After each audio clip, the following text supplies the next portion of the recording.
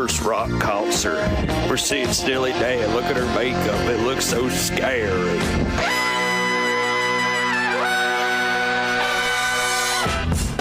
Good morning, sweet world, and welcome to the No Dunks podcast on the Athletic Network. It's Tuesday, April 23rd, 2024. I'm J.E. Skeets here in the Classic Factory, and alongside me, as always, Tass Mellis.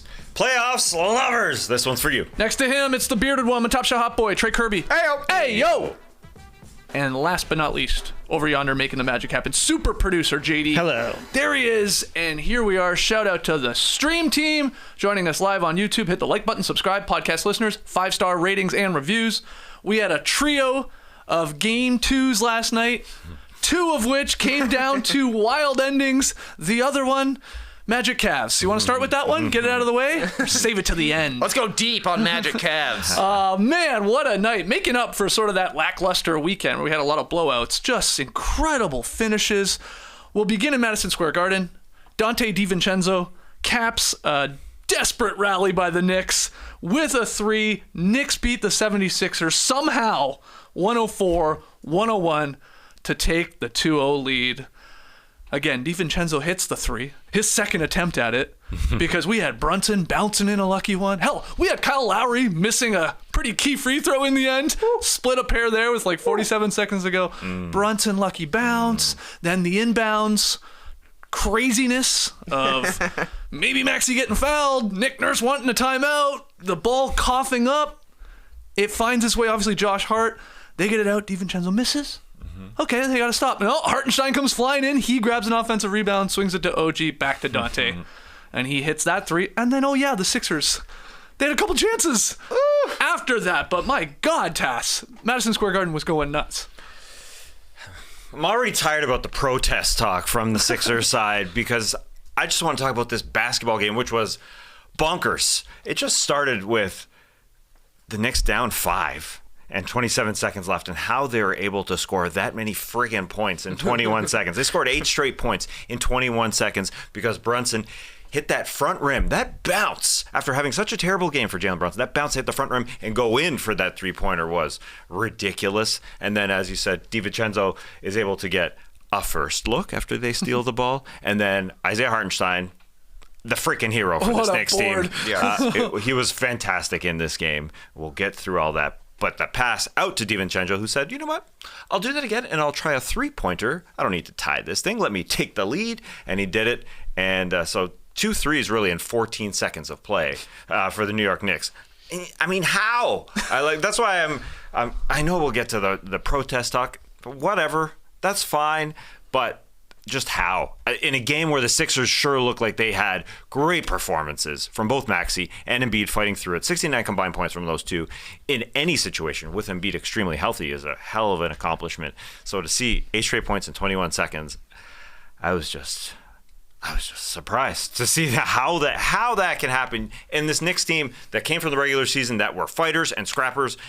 And then they're able to just fight and scrap all the way through for 48 friggin' minutes. That was awesome. Just awesome. What do you think? That was Miller time. The only thing that would have made it cooler was Reggie Miller being on the call. Anything I can do, you can do better.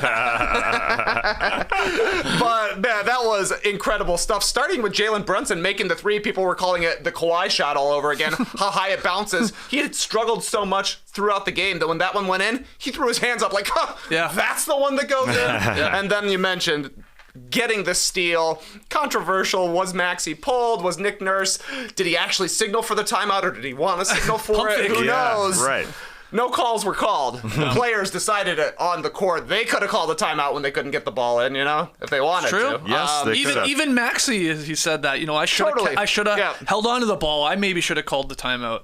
He was saying that. So. And it was Wildsville, and. You're right, DiVincenzo, I think. The stones on this guy to miss a three, and then it gets kicked back out to him, shoot it again, completely knocks it down. Mike Breen on the MSG call with the double bang. Pretty exciting stuff, but that was awesome. Demoralizing for the Sixers, absolutely. I think. So demoralized. Yeah. That is, they could very easily be up 2-0. You said Maxey. He was lights out in the fourth quarter. He was incredible all game. Coming into the game, he was questionable.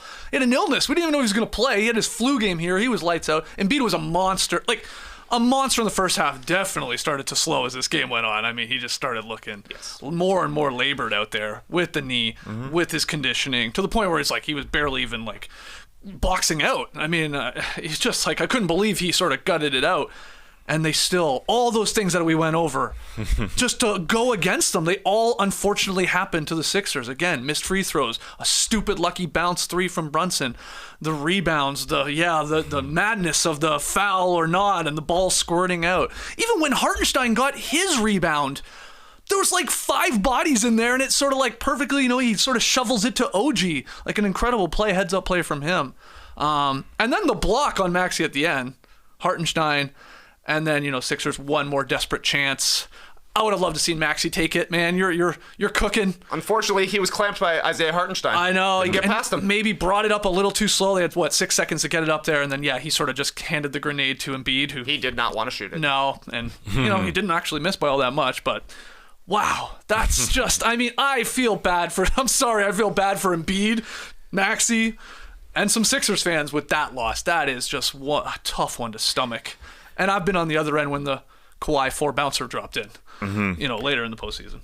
I will just say, yes, it was a script written for the Knicks. That Jalen Brunson stunk, really shooting the ball in this game. 16 for 55 in this series. But he's an all-NBA player. Yeah, to start this game, 4 of 14 in the first half, and then 4 of 15 in the second half. So when he shoots that, it's 3 of 14, and he lets it rip and hits the front rim and goes in. It's just the fact that everybody else came through. And just to, just quickly get on this whole protest thing, I don't want to talk about the last minute, not myself. You guys are free to if you want to. But the fact that they challenged a call with 2:30 left that went the Knicks' way, and Nick Nurse said, no, that's our ball. And you check the review, you check the replays, it was clearly a slap on DiVincenzo's bicep. Lowry slapped the guy, and somehow the Sixers are able to win that challenge. I think the Knicks should protest that. Oh, boy. But go protest. We'll have protests all night. But the fact, just to mention that before getting to, for me, all the other Knicks, when Jalen Brunson's having a bad game, that bad a shooting night, and they still are able to do it. Hartenstein basically flipped roles with Mitchell Robinson from the first game. Mitchell Robinson came off the bench, played 30 minutes. Isaiah Hartenstein played 18. Whoop. They literally flipped the exact same minutes in this game, and Hartenstein was so good, as you said, all the way down. They fight for every single possession, I should say, not a position, but they fight for positions. Anyways, but Hartenstein was so awesome in that third quarter to turn this freaking thing around. He stole the ball or blocked it multiple times. The box score was calling it steals. They're calling it blocks. They called them blocks, but he had 3 steals in that freaking quarter. He was so freaking good. And obviously the floater just kept coming and coming and coming. So he was doing it. Hart was doing it. DiVincenzo was doing it. They were all freaking doing it to save the day. They literally saved the day. For Hartenstein to stay with Maxey on that full sprint drive, like Maxey's one of the fastest guys in the league, and is probably one of the fastest guys at getting the ball on the backboard. He's just so quick at that. And I mean, I don't know. You guys probably watched it a million times too. It's like, damn, was that a goaltend? No, he timed that perfectly just to get the little finger on it to get the block, and then they came up with it. And OG hit the 2 free throws, and then that play we talked about at the end. Incredible game from Hartenstein. All these guys played a part. Their star guy struggled again. He hit the 1, got lucky on the bounce 3, but everybody else in these final, 30 seconds, everybody played a part. All 4 other Knicks guys to help out Brunson. This is why the Knicks went out and tried to win that last game against the Bulls, to get home court advantage, because they are playing awesome. Yeah. Robinson helped win him game 1. Hartenstein helped win him game 2. Everybody but Jalen Brunson is shooting 45% from 3 right now. Josh Hart cannot miss. Dante DiVincenzo hit the biggest shot of the game. They're getting great role player performances every night, to the fact where Brunson's barely playing well. I would say that Maxey's been the best player in the series. Embiid maybe number 2, but all the rest of the guys are Knicks, and that's why they're able to win 2 here. And now they just got to really steal 1 and hope for a good shooting night from these guys once again in Philadelphia, and they're getting home in this series. That's such a great point about them wanting and going and getting home court advantage, because I feel like that incident with Maxey at the end, whether they should have called timeout, whether Nurse was trying to and they just ignored him, the melee there, that probably goes a lot differently when it's not in Madison Square Garden and you have 18,000 people going bonkers, and it adds to the chaos and just the energy of everything where the officials are sort of letting them go, and it sort of turns into like just a scrum there for a second. If that's in Philly or it's not in Madison, it's like it's so different. It has an impact at the end of games like that after they were hyped after the Brunson one dropped. It's so much nicer that we got to watch basketball instead of timeouts and reviews and replays. It was nice, selfishly. Obviously, it hurts Sixers fans to see Maxey be awesome in that fourth quarter. I mean, he started the game awesome. Obviously, as you said, is the illness that came out, and we all wondered if Maxey's not going to play, then this thing's over. And he obviously comes out and plays great. Bang, bang, bang. Hit his first and second three, and then hit a three fading into the corner. That was a tough shot. And then the fourth quarter, he put it on his shoulders. He scored 15 in that fourth quarter. He was so good. He was so great. And that's why the last,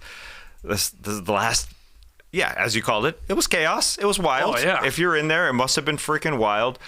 But so many blessings for these Knicks. As you said, they as Trey said, they played for home court. And the Hartenstein fact that he got to start so many games with Mitchell Robinson out probably helped him because he was so good. That right-handed freaking floater push shot, which he was awesome at in March and April, that's what he was doing. Jalen Brunson was just setting him up in that third quarter. He had such a monstrous third quarter, just pushing it, floating it. I'm not even sure what to call it. It is a push shot, but man, so many guys. What did you think of Embiid's comments after the game? Visibly frustrated, upset. Some talk about the officials and all that, but then said, "We're good. We're going to win this series. We're going to win this. We know what we got to fix. We did a better job today," which they did do for the most part, and we're going to fix it. We are the better team. We're going to keep fighting. This is obviously what you want to hear from your star player. You don't want to hear the opposite. Yes. Oh, damn. Yeah, we're screwed. Should have won at least one of those games, if not two. Yeah. But yeah, do you think they have any chance here to still pull this off, win 4 out of 5? Yeah, I win 4 out of 5. No, but I think they can win back in Philadelphia. Yeah. I think the Knicks are going to end up taking this series because they still have another 2 home games to play.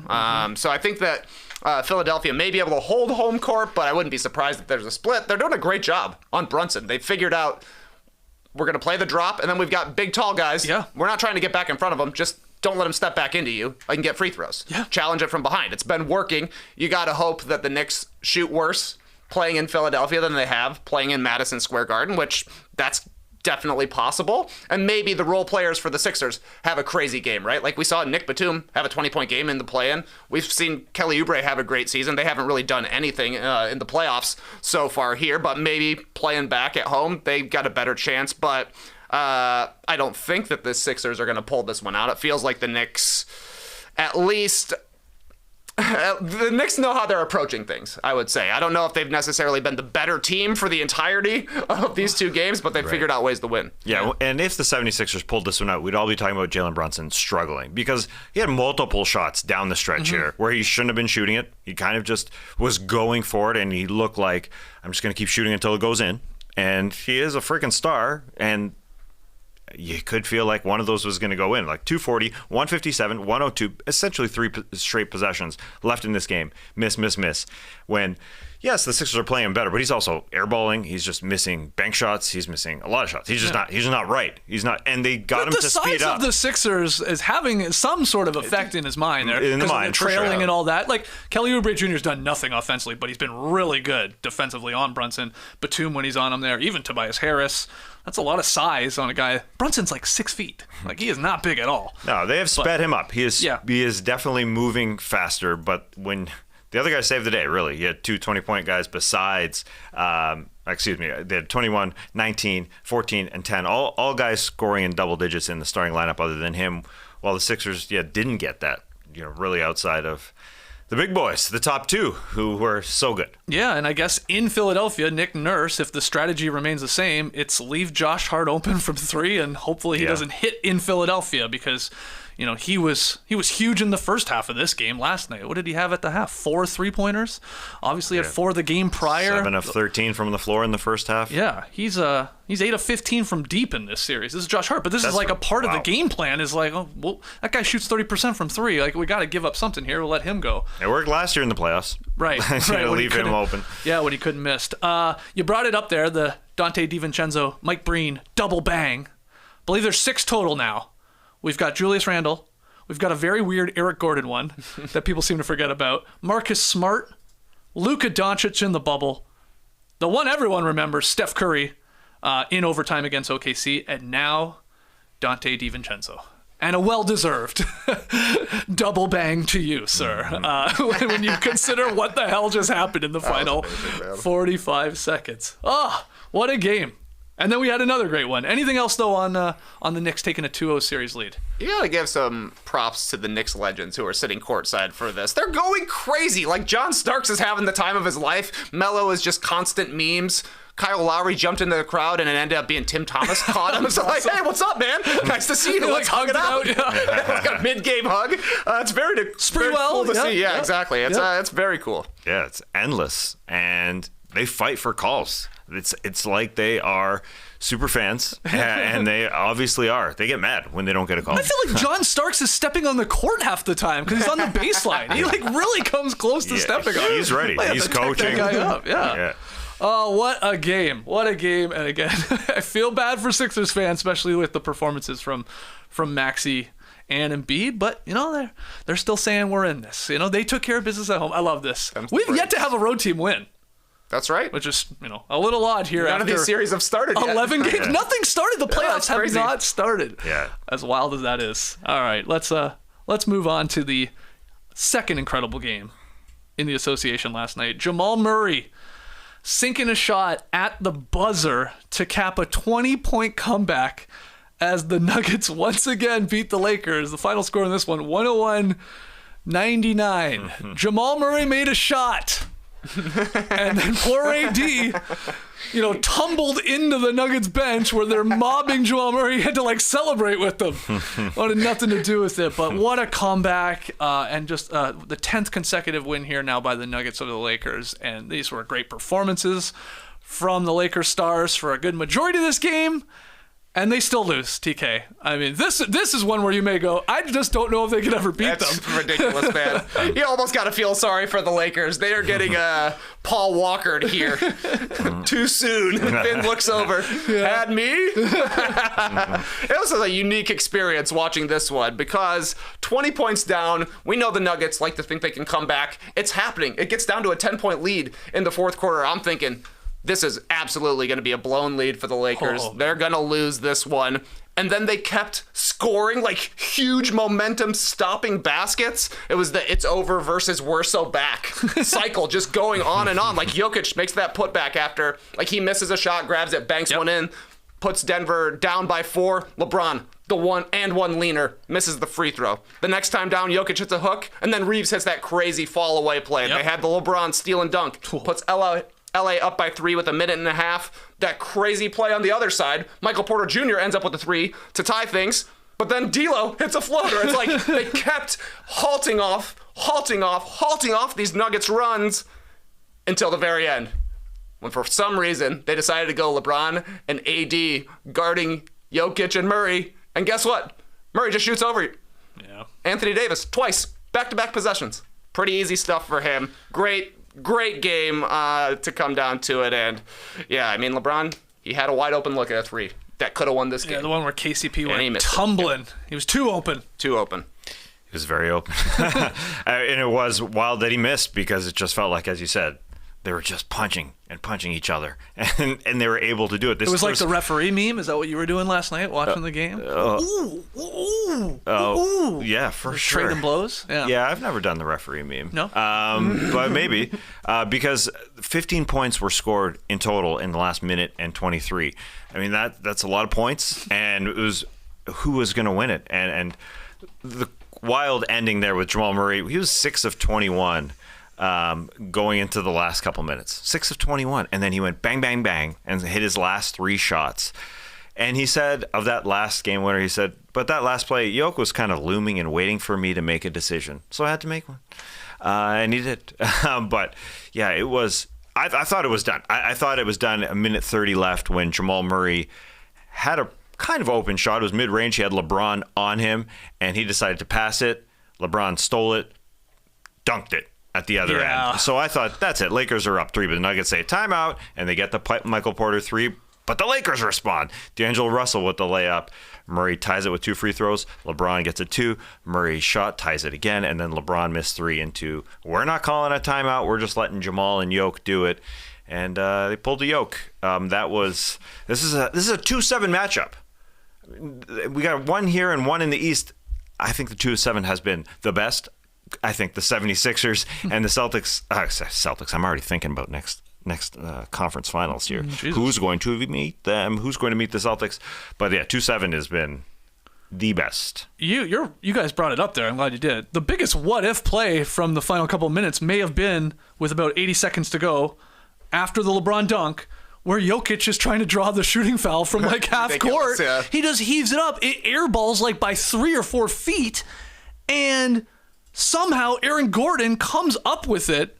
He was like a receiver where Reeves was the smaller cornerback, and AG keeps both his feet in bounds and then spins and finds Michael Porter Jr., who lets it go and bangs home the 3. Like a huge play. Reeves had the inside track, and Aaron Gordon just more athletic, bigger, and just timed it perfectly to grab it, the air ball that Jokic had chucked up because he was trying to draw a foul. That was really weird. And that was a huge play. Huge play. If Reeves comes up with it or it goes out of bounds on the Nuggets, I mean, there's still a lot of time left, don't get me wrong, but that was wild. I'd love to know what happens if they come up with that and it's Lakers ball and they have another possession there to maybe extend the lead. But what a play by Aaron Gordon. I just couldn't believe they kept it to get to it, to keep his feet in, and then all in one motion sort of spin and just throw a perfect pass to Michael Porter Jr., who then was collapsed on by 2 Lakers defenders, and he just splashed it home. It was a tie game. As soon as Michael Porter Jr. catches the ball, he thinks he's open. Oh, yes. Well, this is true. That was well guarded. They were all over him, and he just steps into it and hits it. He was big time. I thought Christian Brown had some big time minutes as well, and I thought KCP was pretty sweet. Had a huge dunk in this one too. So the Nuggets converted on 8 of their final 9 possessions. They scored at a rate of 200 points per 100 possessions over the last 5 minutes. I've never seen it that high, 200 points per 100 possessions over the last 5. And Jokic and Jamal Murray, the most unstoppable duo in the game, 6 for 6 for 15 points over the final 4:25. Even when Darvin Ham said, all right, we're putting AD and LeBron into this action. We'll see if they can slow it down at all. And they couldn't. And what an incredible shot from Jamal Murray, fading so far back there on the baseline, with AD trying to contest it. He got him on the little hesitation, he thought maybe he was going to take a 3, a little step back 3, but it's an incredible play. He said he jumped a lot, jumped really high, and then faded a lot, and then he didn't know if it had gone in for sure. Right, he heard the crowd, but because he had everybody all over him, but he thought he hit it, and then everybody let him know that we're the Nuggets, and it felt like they were going to lose Game 2, like they lost to the Miami Heat in the finals there at home. It felt like it because Game 2s are hard. It is surprising that we haven't had one win on the road quite yet, but they are hard after. Steve Kerr always says teams win Game 1, and then the second game is hard to repeat, because it felt like Anthony Davis was just so locked in this game. Until he ran out of gas. Yeah. He was guarding Jokic for part of it, but 32 and 11, he was extremely locked in, and to have a D'Angelo Russell game, his best game clearly against the Nuggets here in the playoffs these last 2 years, where he just went splash, 7 of 11 from 3 to start this game. It was awesome, and that really gave the Lakers some juice. It is surprising that this was the game that the Lakers lose. I mean, just watching the first, I know, and we knew that the Nuggets were going to come back at some point, but that the Lakers weren't able to hold it off was a little surprising. Right, yeah. You knew the run was coming, but it was like Trey said, the Lakers did seem to have an answer every time. It was well, that's a big shot. Well, that's a big shot. But not enough. And yeah, AD, man, awesome game through 3 quarters, but he did nothing in the 4th. Yeah. I mean, that altitude, man, that guy needs to train in the mountains. It catches up with him. He took 1 shot. He obviously got cooked a couple times there. I mean, in fact, Jamal Crawford, he literally called the Jamal Murray game winner. I don't know if you caught this. It was 2:50 to go. Jamal Murray weaved his way around AD, and it was AD was tired. Easy basket. He didn't do anything, and so Jamal Murray just laid it in at the bucket. Easy, super easy layup. Jamal Crawford says, as many as those early. Why do I want to keep saying early? Let's go. As many as those easier ones Murray can get, he can hit a big one later. So Jamal Murray Jamal Crawford saw Jamal Murray. Anyway, you get the fucking point. Why is everyone named Jamal? Crawford was great on the call, I will say. I like that addition there. Throwing him alongside Reggie. Yeah. That was good. I thought he was really good. But, yeah, you really saw it happening. And that to me, was because of AD's just pure exhaustion at that point. Not to mention then, Jokic scoring on him every time, too. Yeah, they also didn't ever pass him the ball. The one time they tried to pass it to him, it was D'Angelo Russell throwing a hook lob from the left wing to the fourth row. Basically, that was the thing. The Lakers made just enough mistakes to lose this game. Taurean Prince took a ridiculous pull-up three at one point. There was an early transition take where Spencer Dinwiddie basically airballed a layup, and then the D'Lo lob to no one. Just ridiculous stuff that you're like, come on, we cannot make a mistake in this fourth quarter because they're going to capitalize on the other end. But yeah, I thought the third quarter, Lakers come out. They're running this pick and roll, and they're killing the Nuggets with LeBron and AD. Get a couple of dunks on it right away. Get up to that 20-point lead, but then the Michael Malone Nuggets switch things up. KCP starts guarding LeBron James. Aaron Gordon goes on to Anthony Davis, and Jokic just gets to hang out on Rui Hachimura. They didn't ever put Jokic into the action ever again. Run a play for Rui Hachimura. I know you don't want to because he ain't LeBron or AD, but get Jokic into the action. You might get a good look because they could not generate the same kind of offense that they had in the third quarter. Yeah, and it's completely overlooked, this guy, because that's what he does. But triple-double for Jokic, 27 points, 20 boards, 10 assists. We just got to talking about him, really. Because he's just so consistent, especially when you get into the fourth quarter and it's him and Jamal Murray. And those the footwork on a couple of those Jokic moves, just putting the guys in the blender, spinning. And then if he misses, he always gets his rebound anyway. I swear to God, anytime he misses in a fourth quarter, he gets the board and then seems to score on the putback. Mm-hmm. It's uncanny. Yeah. But what a game. In a game where you get 32 and 11 from Anthony Davis, you say, okay, that's the way we win. To go 14 of 19 and hope our other guys do enough to balance Denver. And they did. It was a great fight, but this is the blow. How can you can't win 4 or 5 against the Denver Nuggets. There's absolutely no chance. This is the blow. They needed this one. Yeah, because you said it. AD did have a really good game until he tired. LeBron had a really good game. He was great in the fourth quarter, outside of missing the obviously wide open three, and he did miss that one free throw. D'Angelo Russell, 7 threes. I mean, okay, that's what you wanted and needed. You need somebody to hit threes. You had a 20-point lead. Yep. You were up 10 going in the fourth. You were hitting still buckets, timely buckets, and you still lose in regulation because of the brilliance of Kitchener's finest, Jamal Murray. Did you see AD after the game? Quite frustrated. Mm-hmm. Jamal Murray made a shot, and then he just chucked the mic and left. That's gotta, can't blame him. No, but we'll see. So you don't think the Lakers are going to come back to win this thing? You think? I'm pretty sure they don't. No, I mean they hit 5 more threes. They shot 49% from the floor. Yes, that was it. That felt like the ending. Yeah. Okay. Well, hopefully the Lakers can give us a series here still. They've played 6 times here in the last 2 postseasons, and the Nuggets' average margin of victory, 6 points. So these are all competitive, close, entertaining games, and the Nuggets just keep coming out on top in every single one of them. Any other thoughts on Lake Snugs? Yeah, Jamal Crawford was talking about heat checks at one point, and somebody took like a crazy heat check 3, and Reggie says to Jamal Crawford, "Jamal, you wouldn't turn that down." And Jamal says, "The only thing I'm turning down is my collar. If I make 2 in a row, it's a party." I love that. That's good. That was a great line. I thought he was awesome. Yeah, I thought he was it's just like a nice addition to Reggie. A nice addition. He's like, I felt like when Reggie wasn't talking, he had to get his points in real quick. So I think a little slow down mode for Jamal Crawford. Okay. But then what made it nice for us maybe is it's not Reggie having to talk every single time. That's right. At least you could get a little Jamal Crawford insight. And he had some great lines. And yeah, he's just, you can tell the guy just, I mean, he loves basketball. Look how long he played. And he just loves it. This is a guy that goes to pick up runs still and records his own runs on an iPad set up in the corner, so he can watch it later. That's awesome. We're talking about runs like where he's played, like, we've played or whatever. Jamal Crawford has some of my highlights. Love to know what he has to say. You want to ask for the footage? I make 1 in a row. It's a party. I also liked at one point, I think it was after Jokic had that like baseline post move where he pump fakes AD, makes the shot, goes to the line, makes the free throw. They cut to the crowd, and there was 4 minions. Yeah. Not great minions, though. It's like, you guys got any... You got like a yellow hat? It's neon yellow. Bring it. Throw it on. Put some goggles on, you look like a minion. But I thought, for a thrown together Minions costume, not bad. Right. Denver's got costumes. And there's some weirdo in there doing it. We've had Jokers before. True. Yeah, every year. Despicable Me 4 coming to theaters in July, man. It's incredible guerrilla marketing here. All right, the final July. game. I think it's July, yeah. I think it's early July. I want to say right before. Blockbuster. I think it's July 4th, basically weekend. Oh, they should put it on July 4th. Despicable Me 4? Come on. Yeah, I think it writes itself. Oh, I think it is July 3rd. Maybe it's. I haven't looked at the. I ain't going till the 4th. Schedule. Oh, okay, good.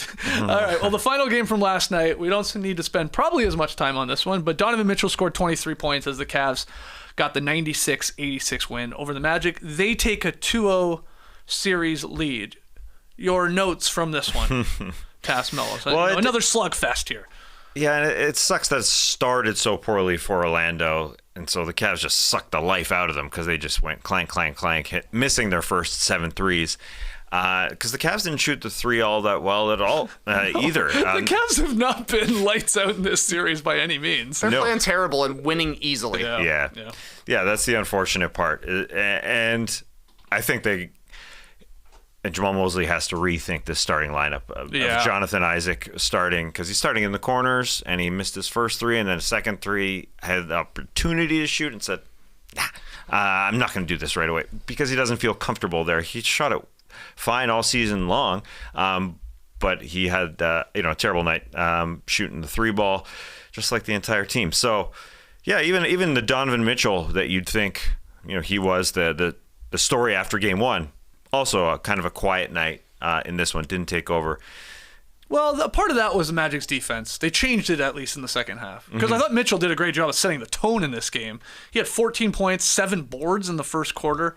And then, they had the lead, and we talked about it. You got a 20-point lead against the Magic, or a 10-point lead for crying out loud. That feels like 50 against this Orlando team that can't score. But then the Magic did make a smart change, and I think that's something to watch in Game 3, whether they start with it. They blitzed and trapped Mitchell. That's what Tibbs and the Knicks did a lot of times last year. Get the ball out of his hand, make all these other guys try and beat you. And, he only scored 4 points, Mitchell did in the second half. So I think that's something to watch in Orlando. Either switching Isaac Austin out. Isaac Austin, what's with me in names today? Ike Austin, what a throwback, man. Oh, I mean, I'm not. I'm finding my playoff footing here. They might want to start a Michi going forward here. You might see them take Jonathan Isaac out of the lineup. Oh yeah, and start the game by blitzing Mitchell and seeing if these other guys like Garland. I'm not saying it'll work, but that worked in the second half at least. I mean, this is the tiniest run they made and made it respectable, but otherwise. The Cavs have owned them. Yeah, only 4 points for Mitchell in the second half, but they came right after Orlando went on a 13-0 run. That's right. He slammed the door shut. Yep. The defense isn't the problem for Orlando. They're holding the Cavs to 43% shooting and 29 from 3. The problem is that they are drawing dead offensively. They literally can't score. Orlando's backcourt through 2 games is 5 for 27 from 3 and has scored 43 points total. Who are they going to start? There's nobody that they can bring in that makes any sense. Because I agree, Isaac has not been good, and he's kind of useless in this series because he can't stop Jared Allen. Jared Allen is going crazy. Yep. Mo Wagner has been their best big. Somehow Mo Wagner's a +1 in both of these games. Can you start him and play him an entire game? Doubtful. He fouled out last night. Yeah. He'll foul out. Right. He'll foul out right away in this one. Joe Ingles has been their best playmaker. That's a problem. He's 100. Yeah, and so I don't know. Wendell Carter Jr. maybe start him. Yeah, but it really doesn't matter. The only way that the Magic are going to get a win in this series is if they have a hot shooting night at home. Yeah, and Jalen Suggs obviously left this game initially with a knee injury. That looked bad. Yeah, and he is their heart. He is their big energy on the perimeter defensively, and he came back surprisingly in the second half. Didn't go all that well. They don't have enough shooting. That's just a problem. It was nice to see Gary Harris splash some threes in this one, but they just don't have enough of it. And Mo Wagner, he was the key for me to make this a game in the fourth quarter. When they went on that 13-0 run, it was all Mo. He doesn't have enough. He had enough fouls at that point, but it is true. He likes to foul out. And so he did foul out, and he sat. And, even though Donovan Mitchell was 2 of 10 from 3, he did hit a couple shots there to kind of seal the deal, and they just needed somebody. They just have enough right now against this Orlando Magic team. They do. And Joe Ingles was I thought it was the funnest shot of this game when he shot put it off the backboard and in. It literally was a shot put. Mr. Joe Ingles, Isaac Okoro doing the worm on the floor, it looked like, after hitting 2 threes. It looked like he's laying flat on his stomach. It's like he was about to break dance, but he stopped himself. Do it, man. The problem is Orlando's offense for a majority of this series feels like one of 3 things happen. Banchero, he methodically tries to get to a spot. He can't get around anybody. No. I will say Mobley and Max Strus have completely neutralized the one advantage we thought maybe Magic would have in this series. That's the wing, Paolo and Franz. I could count on one hand how many times through 2 games a Magic player has actually dribbled around a Cavalier defender. So credit to those guys, moving their feet, keeping them in front of them. Now, you can do that a lot easier when you're not all that worried about them shooting. So you can sort of back up a little bit, cut off angles. But yeah, Banchero, he'll maybe get a jumper around the free throw line, right? If not, he'll throw it away because he's been horrible when it comes to playmaking. He reminded me, Trey, when you play pickup hoops sometimes, I'm not saying you, it's like with anyone, and you cut through, right, the paint, but you got somebody that maybe isn't the greatest passer in the world, and they try to make that pass, and it always gets picked off because there's just way too small of a hole. Then at a certain point, I just stop cutting through because I'm like, that guy's always going to think I'm open, and it's not there, man. There's always a guy there. You're forcing it. And so I feel like Banchero, he's seeing these things, and it's just, the gap's not big enough. He's gotten picked off a lot of times. 15 turnovers through 2 games. 2 games, yeah. Okay, so that speaking cut him of my down point. from 9 to 6 last night. Well, that's a start. That's a start. time. Then the other thing that maybe happens is Franz Wagner is missing so many shots at the rim. He just chucks them up, though. He has sort of no game plan when he goes. He'll sometimes get to the free throw line. He'll draw a foul. Otherwise, it's just like he's just flipping it. And they're not coming close. So there's that. And the third thing is, you already said it, it's a Magic player. In game 2, it was Jonathan Isaac bricking a corner 3. There was a stretch there where he bricked 4 straight. Yeah. So it's that's not great offense. That's not breaking news there, but they need somebody. I don't know who it is, though, because Suggs has been their best perimeter player, shooting the ball, and he's been brutal. He's the best. Gary made 4 last night. Gary had a decent game. Yep. Cole Anthony is unplayable. He's unplayable. He's been so bad. He has been brutality. They're gonna have to go with Anthony Black. Just see what he's got. See what he's got. Did they brought out Caleb Houston, got a minute or 2 there, I think. Or Caleb Houston? Yeah, he brought him out. That's the answer? And then Fultz is just as bad. Yeah. Yeah, it's bad out there. Yeah, it's rough. Shooting 36%, 9 to 35 on threes. Yeah, they need somebody to pop off. Maybe it's a Wagner. Maybe it's a Joe Ingles.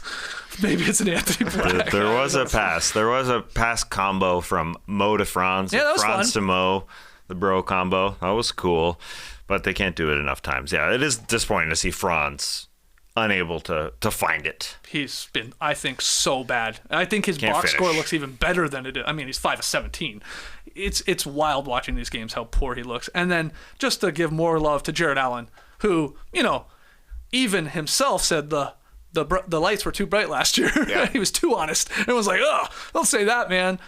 He's been great in this series. 38 rebounds through 2 games. The Magic starters have 49 total. He's nearly out-rebounding the entire starting lineup of the Orlando Magic through 2 games. That's pretty close, 49 to 38. So he's just been a beast inside. Yep. Him and Mobley obviously had that great start in game 1, and I think defensively has been awesome at neutralizing those wing guys.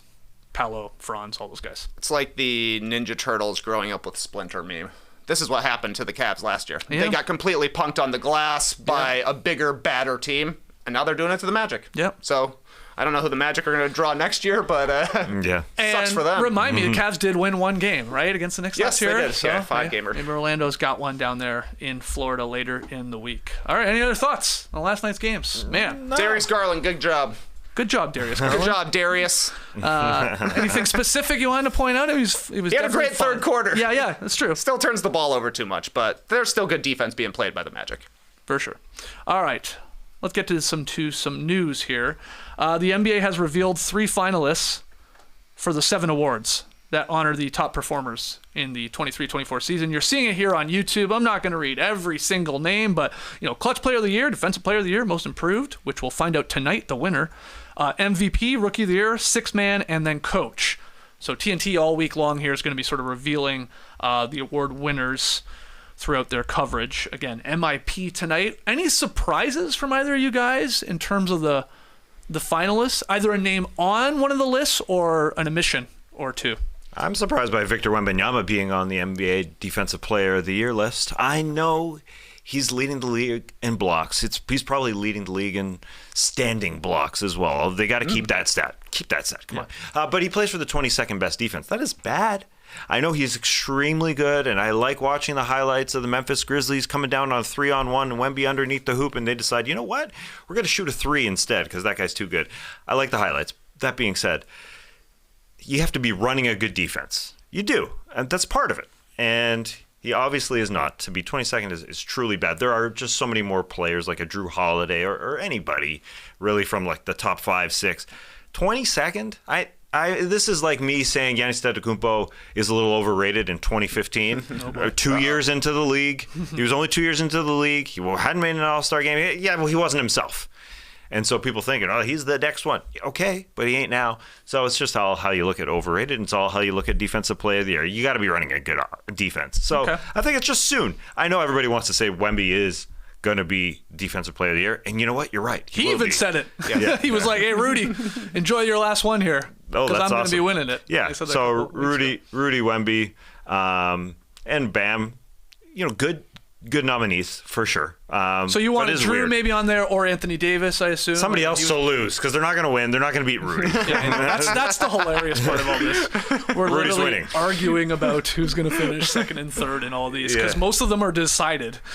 Do you have a mission or a name on there that you were surprised by? I think AD and Defensive Player of the Year is probably the most surprising because I mean the Spurs are a pretty good defensive team when Wemby plays, but as are the Lakers when Anthony Davis plays. Yeah. But it's all who's coming in second in that one anyways. I think it's very funny that there were no Celtics nominated for anything. Yeah. The Bulls got 2 nominees. Clutch Player of the Year and Most Improved, but nothing for the 64-win Celtics, who are clearly the best team in the league the entire year. Joe Mazzulla, I think, probably had the best chance in Coach of the Year voting, but that one is everybody can get votes. There's 10 nominees, basically, for Coach of the Year, so I think him not being mentioned there is probably the best chance the Celtics had. I guess in looking at these, it feels like the only one we don't really know is maybe Clutch Player of the Year. I don't know who's going to get the vote between... Who was it? Curry, DeRozan, and Shea? And Shea, was right? it? Was it? I think so. Okay. Yeah, that's right. That's right. That's the only one I can't figure out because it feels like these other ones are sort of wrapped up. I guess you may still believe Kobe White is winning Most Improved. I feel like Maxi's going to get it. And then I think Coach of the Year will probably be Dagnall. He won the Coach of the Year. Six man, it feels like was between Monk and Naz Reid, and then Monk got injured. Naz Reid started starting, helped juice the numbers a little bit. Feels like he's going to win. I don't know. I think MVP, Jokic, obviously Wemby, Rookie of the Year. These are all decided, I think, here. Outside of maybe Clutch Player of the Year. Yeah, that's true. I think the NBA has done good in having these finalists announced because they didn't used to, and now they have it. It sort of makes it a debate, even though we know who's winning. It makes it a conversation.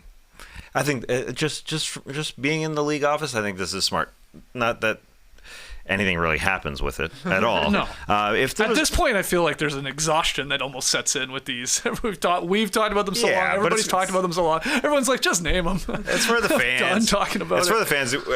In years past, we all think, when do they announce each of these?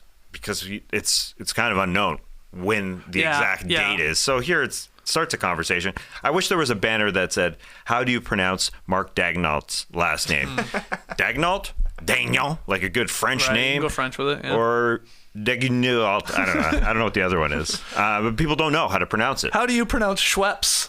The soda drink. Yeah, what was that short you sent? Shua Peepees? Shua Peepees. Oh man, I love it. Those are some of the best shorts. Just mispronouncing things. Shua Peepees. Schweppes.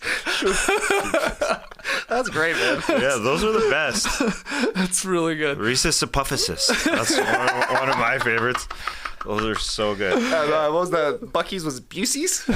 Gary Busey's? Gary Busey's. Oh, Tzatziki. That's tzatziki. Oh, wow. Tzatziki. Those are the best.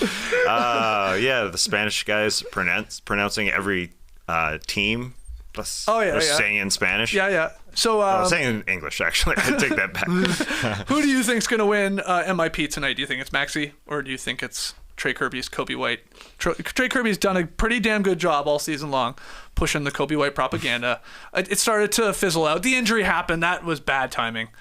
Do you believe Maxey or White or Şengün, I guess, who I didn't think played enough games, but there's a weird workaround on that one.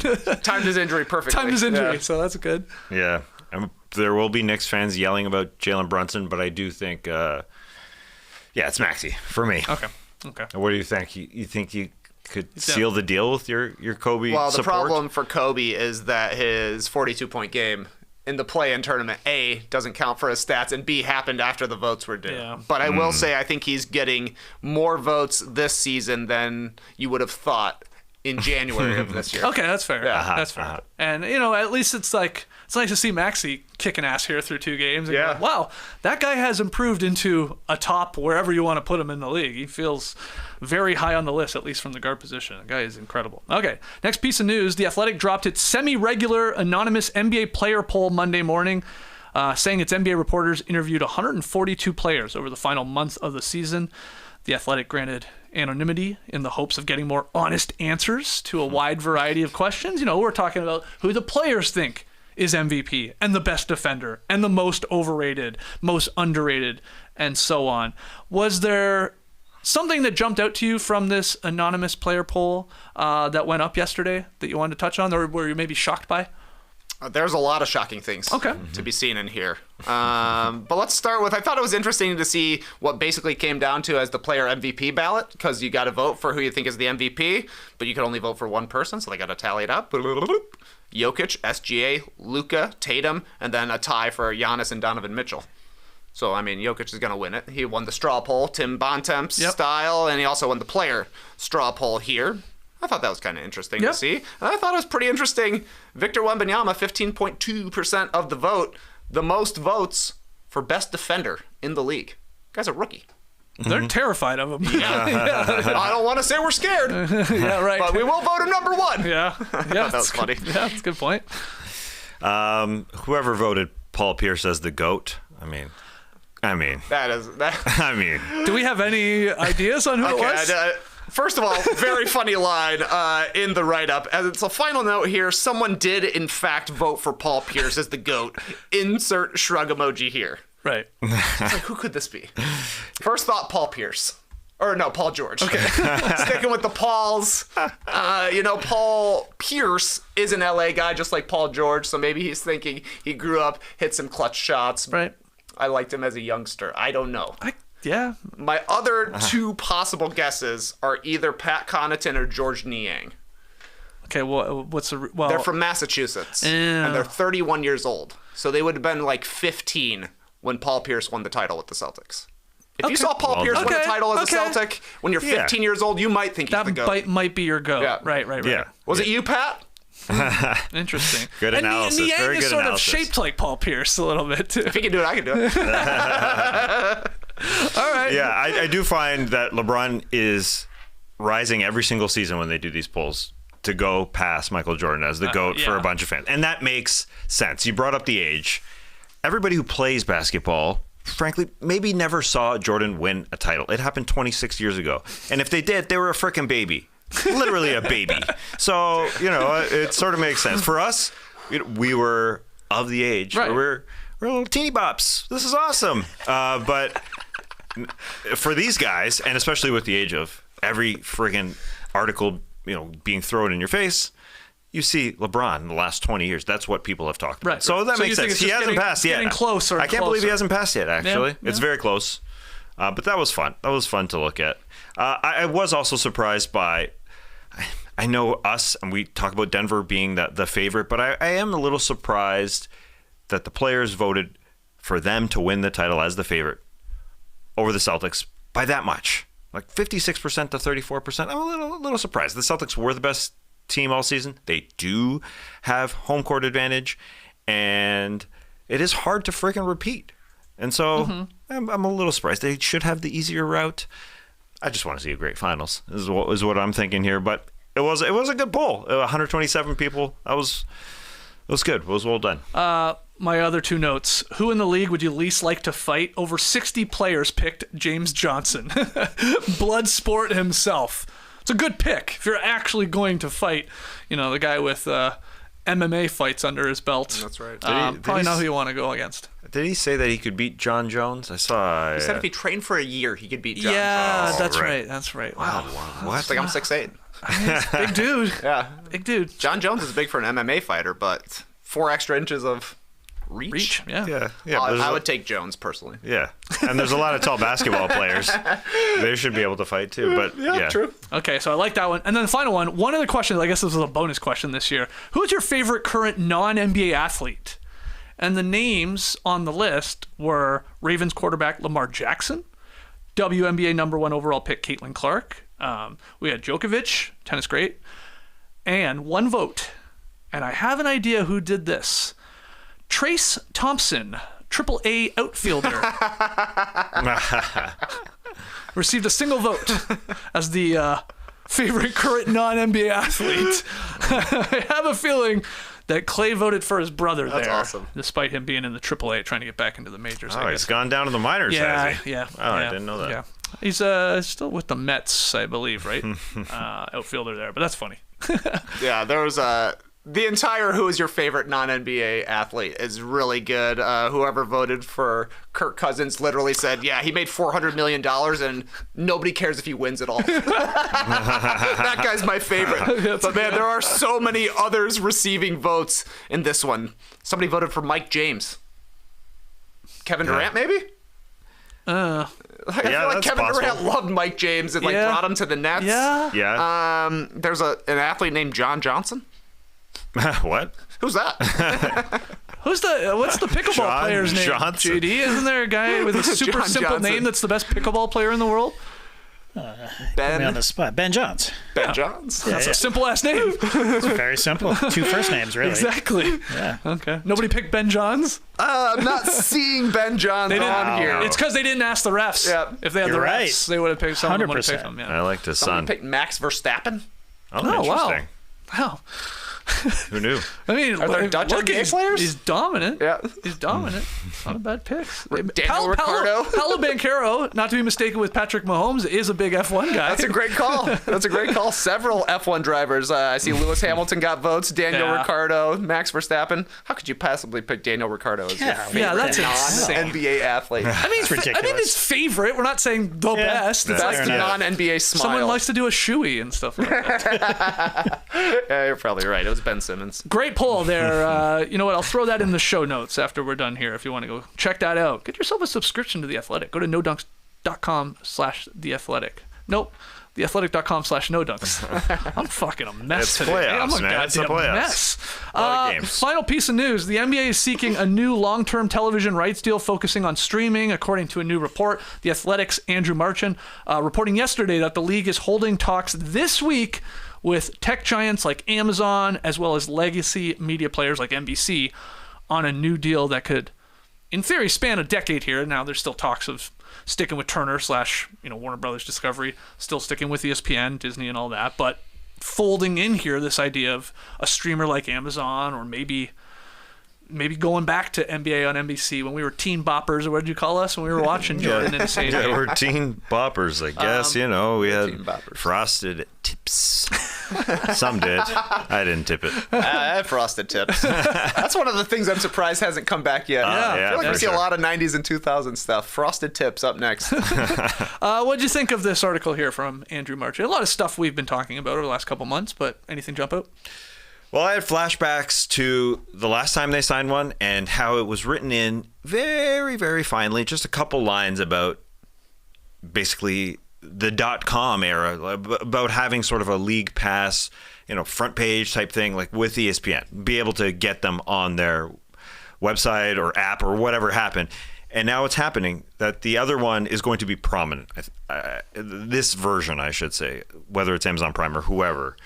It's changing. We're just not watching TV anymore. We need something to be more prominent. That's what kids are watching. The teeny bops are watching. They are watching whatever it is, an online app. So the way we consume it is different. You mentioned Jamal Crawford. People want different ways to watch games, different broadcasters to watch games.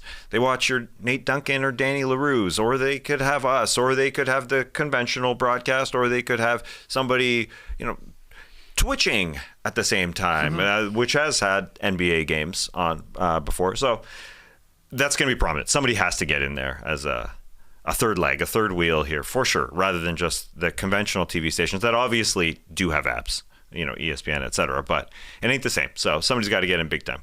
What do you think, TK? I thought it was pretty interesting that Marchand mentions that eventually a pure streamer could have the conference finals or the finals. That's pretty surprising wrote that that it down wouldn't as be well. on like linear TV. Like you got to go to Amazon Prime to watch the finals. That seems right extreme. Because we're thinking with the streamer coming into this, being involved in this new deal, it'd be maybe the in-season tournament. Maybe something like that, where it's still a possibility. But yeah, he wrote that the idea is they could have significant games, like the conference finals, maybe even the NBA finals, at some point during it. So maybe it doesn't start year one, but that's like 5-6 years. It's part of the deal that they have the possibility of airing on a streaming platform like that. Yeah, for sure. I mean, we've seen Amazon, what they did with Thursday Night Football. Obviously, it's seen Apple with what they've done with the MLB and MLS. Where they sign these multi-year deals for these live games. I'm fascinated to see if Netflix gets involved still at all in this, or are they sort of not now because they're obviously, they signed the huge thing with the WWE, so they're getting into live sporting or sporting adjacent, whatever. But will they be involved? I would think the NBA wants Netflix involved. That's the thing. Like how much the NBA, I'm guessing they want it. They want everywhere. Yeah. For money reasons and obviously for eyeball reasons, and a platform like Netflix is huge, especially worldwide. They want everybody involved in the bids to drive the price up for sure, but also something I took away from that article is that everybody wants the tentpole events, and there's very little talk about who wants the regular season, the normal games. Yeah. They want the IST, they want the play-in tournament, All-Star, all these things that are not regular season games. So yeah, I mean, if Netflix wants to pay an exorbitant fee to get a Tuesday night game, maybe they will, but it seems like Amazon Prime Video and Peacock are most likely to be hopping in the mix here. I think that's a double-edged sword. On one hand, we would get Round Ball Rock back, which is cool. Yeah. But on the other hand, imagine Shaq's response when Ernie says a game's going to be on Peacock. Oh boy. What'd you say, Ernie? Yeah, I didn't think of that. Also, did you see Charles Barkley beat Kenny Smith to the big board last night? Yeah, I saw that. I can't believe this is the longest running bit in television history. I legit can't believe not only that they still do the race, but they still love it so much. People love it, I feel like, yeah. I know. It's like, how long has this been going? It's so long now. We need career stats at this point. And we need Number the of ultimate races, supercut. wins. Like the NBA is really good on their YouTube page. Like an hour of Steph Curry highlights. Like an hour of game winners from Jamal Murray. Like, give me an hour. Give me 10 hours or whatever it is of the big board race and the hijinks. Wow. It's nuts. I thought you were done with it, but you want 10 hours? I mean, That's a lot. They have raced. I can't believe it. They've done this bit for so long that I am starting to slowly come back around on it. Same. Remember, I went on a rant years ago. I was like, what the fuck? How are they still doing this? It's not funny. Nobody cares. And I'm back. Commit to the bit. They have. They added a new camera, right? They got the touch camera at the wall. Is that the one you're thinking of? No. It's a close-up of the result to show you that. That's what I'm saying. The one they have the camera on the side of the big board where you can see like fingertips and stuff like that. To see the photo finish. Yeah, photo finish. Because that was photography needed. I mean, I'd pay for that photo of I can't believe Barkley sticking in his hand.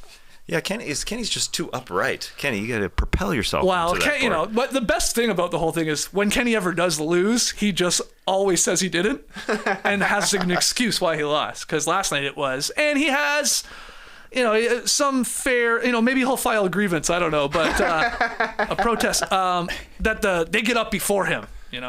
Because he has a rule where it's like we can't start before I turn and start.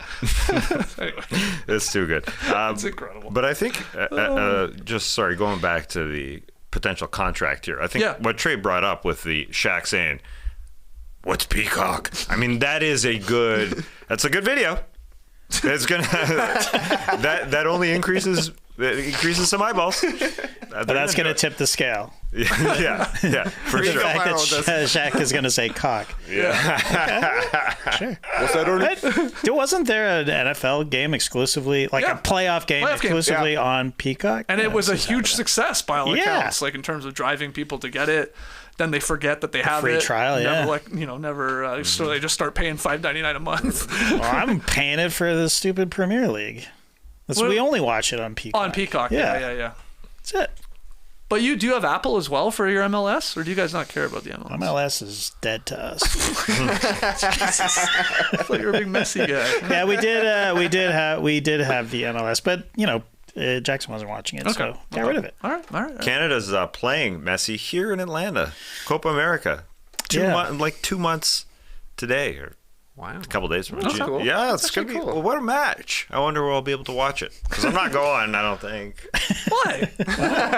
Why? Let's go. I've got Peacock. I went and saw It's at the Benzie?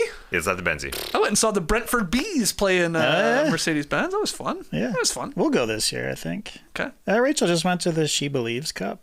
Oh yeah, Yeah. I was here too. I went. Sure. They're getting a World Cup game here. Yeah. Yeah, or like a Yeah. couple or whatever. Won't be going to that. Too much? Too expensive. Oh, you know some people though. That's true. I do. You just reminded me. Wait a second. Yeah, we'll get you in there. All right. All right. Thanks. Before we go, let's get to tweet of the night. Tweet of the night. Wow.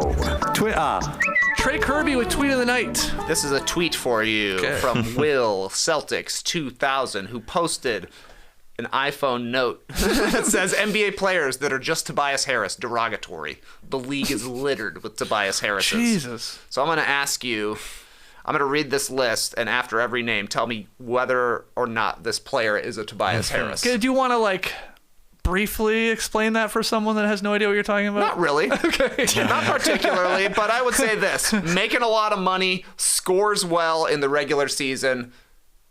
A lot of question marks after that. Sure. Okay. Are they worth the money? Can they do it in the playoffs? Keldon Johnson, is that a Tobias Harris? That's not bad. I think that's good. He's too young to say he's going to be that for his whole career. Well, yeah. Yeah, that's good. I think that's good. I mean, have we ever seen the guy in a postseason? Tough to say. No. I'm a TBD on him. I think he's a Tobias Harris. Okay. That guy got overpaid. Tim Hardaway Jr. It's pretty good. It's good as in, Yeah. he pleases at times, Yeah. but at Trick or times, treat. Yeah. yes. Okay, Harry Barnes. I think that's I perfect. mean, no, they're like That's the pretty Spider-Man meme. The those East frickin' and two Western guys. Conference Yeah. versions of each other. Brandon Ingram. Ooh. Nah, too That's good. a little tough. All-starring. No, I can't go that far. Tobias Harris is Come never on. all-starring. That's a great point. I think he's probably the best player on this list. He's more of a DeMar DeRozan to me. Spencer Yeah. Dinwiddie, is he a Tobias Harris? He's like a level down in a weird way to Yeah. me. Like he's got tendencies for sure, but I expect less from Dinwiddie. Oh, yeah, Than I expect definitely. more from definitely. Tobias Harris. So. Yeah. DeAndre Hunter. That's a good Yeah, one. you guy stinks. Yes, he is. so out on he is that the guy. next Tobias Harris. Yeah. Yeah. Coming into his own as a Tobias Harris right now. He wishes he was Tobias Harris. Yes. That's how. Okay. He got paid. Jonathan Kuminga. No. No, a little too young. Way too young. Too much potential. I would agree with you. Yeah. I would agree with you. No, But seeing him on this list, I was like, uh-oh. Do we need to watch out for Tobias Harris potential? I suppose we do. Yeah, because it's not just the postseason sort of shortcomings. It's also the idea of you can talk yourself into a Tobias Harris. Big time. You can be like, oh, if that's our third best guy, I mean, we're laughing, right? Which a lot of franchises are forced to do that. Mm-hmm. And you can be like, this is really good. This is a really good third guy. And then you can be like, oh, wait, no, he's not. Or Yep. maybe he's a fifth or sixth guy. Yeah. So I think another factor is if you don't watch every one of this team's games, you think they're good. And then you dip in and you're there for 82 games. You're like, what are we doing here? there's some truth to that. Because it's like you see a 15-point per game average and you don't realize it's 20 in one game, 10 in the next. Yep. Tyler Hero. Oh, it's getting more and more Tobias-y by the day, I think. Tyler Hero is the guard Tobias Harris because I think we had a list of players who are also Tyler Hero. And now two of them are on the Heat, Tyler Hero and Terry Rozier. Yeah. Yeah. Nurkic. I wouldn't have on this list. It just doesn't seem. It's not the type of mold of player we're looking at here. Like the bigs here, I see Ayton next. It's like I could sort of remove those two guys just because of the positional. Okay, I'll throw those three in. as the same sort of player. There's Nurkic, there's DeAndre Ayton, and then down near the bottom, Nikola Vucevic. Right. Whoever made this thing is good. It's perfect. It's Yeah. it's extremely well done. High expectations. Don't meet them. So who's the poster boy for the bigs? Because Tyler Hero is the guard, Tobias Harris is the wing. Okay. Ayton probably. Yeah, I mean, I think he will be. The Vucci's But pretty good it's too. Vooch right now. Yeah. I think it's Vooch right now with a rising Ayton. Yeah. And then who else we got? Karis LeVert. Dare I say this is disrespectful to Karis LeVert? Get him off this list. I know I'm looking at what he's done here in this postseason. He played really, really well. Yeah. We didn't talk about him. He had a really good game last night. I know it's against the Magic, but I'd take him off, actually. He's having a great playoffs. He's averaging 6.5 points. I trust him. I oddly trust him more. He must have done nothing in game one. Because he had a pretty good first half last night. I loved him. I loved him with the Brooklyn Nets. He might be a Tobias Harris now that you mentioned that. If he started, then it's an issue. Okay, good point. But he's a bench player, and point. that's sort of what Dinwiddie's got going for him too. But All right, a couple more. Kuzma. Oh, the Kuz. Kuz. Not bad. Kuz is a champion. Not bad. Kuzma's a champ. I think he's got to be off the list for that reason alone. Okay, I mean, you got a champ. You're off the list. I was about to say Harrison Barnes is a champ. But He is. Yeah, he won Absolutely. 2015 Yeah. title. D'Angelo Russell. He's a Tyler Hero. Yeah, exactly. And then Sadiq Bey. Yeah. It's I like, think he's a level down. he's a level I think. down. Yeah. Yeah, He had a 50-point That's a great game. list. Great list. Yeah, great list. Way to go, Will. Thank you, Will. Will Celtics 2000. Gonna give you a follow. If you got bangers like that, you might get a follow. Now, do I love the phone app screen grab? The notes. You don't like it? I mean, it's always an interesting choice. Yeah, why not just Why not just type it in the tweet? I don't get that part, but hey, do you, Will? That's a great tweet. You spelled Jonathan wrong. Spell it right. for Kuminga? Yeah. Maybe that's why he was using it. A little spell check help. I guess you get spell check help on Twitter too, don't you? On the X. Well, if you go to Grammarly.com. Hey. I'm not going any Dare bring further. that up. It's Grammarly.com. Oh, but Despicable Me 4 pays us? I don't think so. Wow. They might send us. Put me in a suit. Hey, Grammarly's paid us before in the past. It's a great They'll product. be They back. have. Great product. They'll be back. Great product. They always come back Always come back. because they see the results when they're with us. They see. Oh, I thought you were going to say they have access to our docs Oh yeah. so they can see we need it. I definitely have Grammarly sort of still installed Yeah, on my same. other computer. Grammarly always warning me that I'm not logged Yeah, in. totally. You're not writing, buddy. All right, let's call it there. Oh God, what a show! What a night in the NBA. Two feels like instant classics there, at least in the first round. When you're looking at first round series, those were great games, and then we had Magic Cavs as well. But it was what it was. We'll be back tomorrow. 3 games on tonight. Suns Wolves on TNT, 7:30 p.m. Eastern. Then Pacers Bucks on NBA TV at 8:30. Nice little gap there. That might line up perfectly with halftime. You know, That's type a of good thing. point, I think yeah. it might be good. Pretty close. And then the Clippers say Kawhi Leonard questionable for Game 2 versus the Mavs. Yeah, I know. Sweet. No I know. way. That's crazy, man. But obviously, LA took care of business in Game 1. Will we see a road team get a victory tonight? Task. Guaranteed. Guaranteed. Yeah. Wow. Which one? Could be any of them. Yeah. Thought some Kale was going to drop from the ceiling. Yeah. Careful. Okay. And Trey, same question. Do you think at least one road team wins tonight? Yes. Okay, I'm with you guys.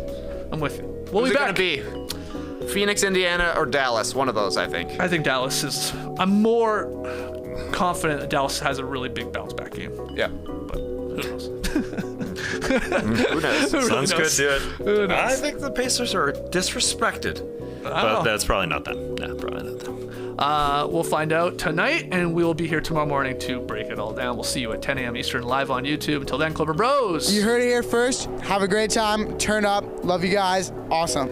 Thanks for joining us. And remember, you kind of hinted at the fact on the TNT broadcast yesterday, Charles Barkley had to eat some kale. Salad, yeah. Did he eat kale? What I wanted to say was, sucked back some nut dust on Friday's show. If you haven't seen that, yeah, I sucked some seasoning from Man, nuts. can you imagine Anyways. what Shaq would be saying to that? Yeah, we did it. We handled it extremely well. And I'm totally glad I didn't have to handle kale. You'd rather I would eat choke. nut dust. Oh yeah, I would choke on a kale spine. I mean, that stuff is hard. Yeah, it's tough. I'm having nightmares right now. Kenny was like, I couldn't tell if he was fake eating it. He was grabbing fistfuls of the salad that they dropped and was pretending to at least chomp on it. I think he ate one piece. It was more than just kale. I think there was some other. There were some softies, some romaines, and they stuff. were dropping kale because it was Earth Day. Am I right? I don't know. I definitely saw at one point. He's like, "We got greens here. It's Earth Day." Yeah. He was wearing a green jacket. Oh yeah, Kenny was. You're right. I didn't know why else. Yeah. Kenny won the Masters. JD, you know somebody. Happy Earth Day, Ask everyone. somebody. Yeah, we'll find out. We'll have that answer Okay, tomorrow. sure, yeah. All right. Thanks. I'll inquire about the kale. Brace the day, people.